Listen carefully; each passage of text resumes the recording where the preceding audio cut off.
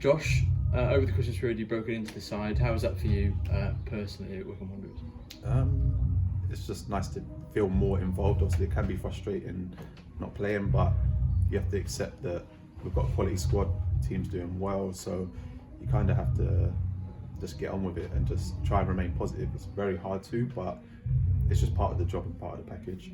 At the club, everyone does have a role to play, though. Everyone is, a great person here at Wycombe Wanderers. Yeah, and that's what the gaffer says to us all the time. Like, everyone plays a part, whether it's your energy that you bring to the team, me playing music before the game that motivates the boys. It all has like a domino effect, and we're all accepting of that. We all understand. And when I come in, they treat me like I've been playing 20 games, and when someone comes out, they applaud them and say, like, just get back in the squad. It's just as simple as that.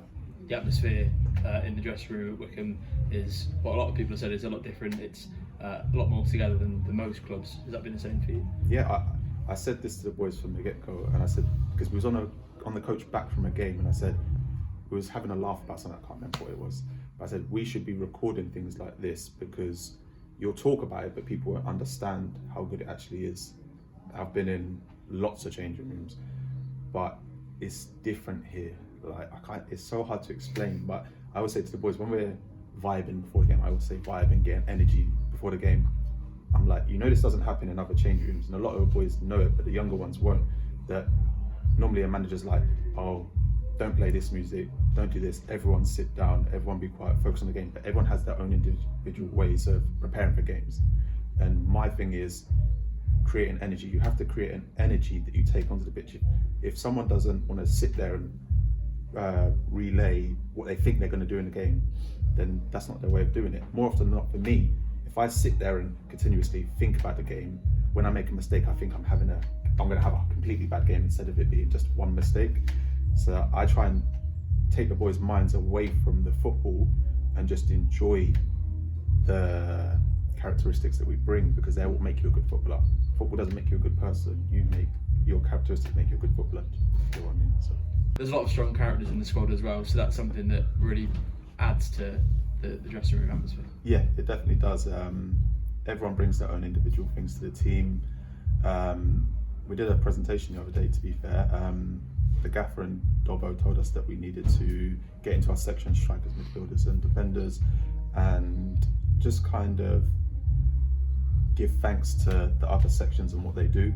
And the strikers, we went for the angle of targeting individual characteristics instead of saying, oh, you're really good at heading when you're a defender. If you couldn't do that, you wouldn't be here. So we know that you're good at football. But as I said, and I've said many times, your characteristics make you a good footballer. Football doesn't make you a good person. Like, you could be a footballer and be a horrible person, and you're a negative in the change room, and you can have an impact where it brings the team down. But everyone here has a separate characteristic. No one's really the same. So that's why it makes like a family atmosphere, because you can go to one person for something and another person for another thing.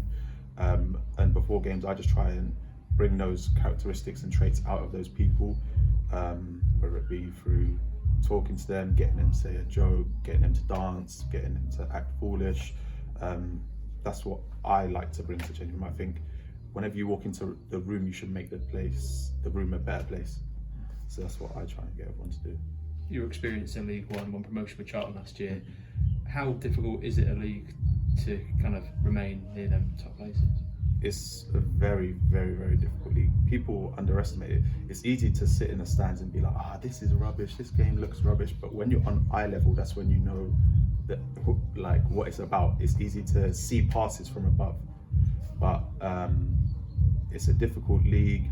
There's so many different styles. You have your aggressive teams, you have your annoying teams, which people would call us because we don't stop, we're relentless. But everyone has their strengths and weaknesses, and I think over the course of time, ours will come through and we'll shine.